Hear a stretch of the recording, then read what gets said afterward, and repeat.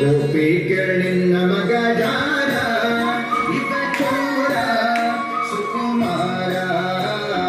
ಗೋಪಿ ಕೇಳಿನ ಮಗ ಜಾರ ಇವ ಚೋರ ಸುಕುಮಾರ.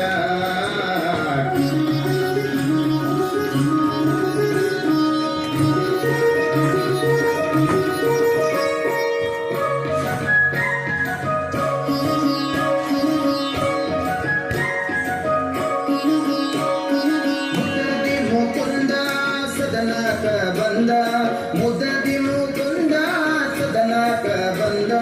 ಬದಿಯ ಮೀಸಲು ಬೆಣ್ಣೆ ತಿಂದ, ಬದಿಯ ಮೀಸಲು ಬೆಣ್ಣೆ ತಿಂದ. ನಿನ್ನ ತಂದ ಆನಂದ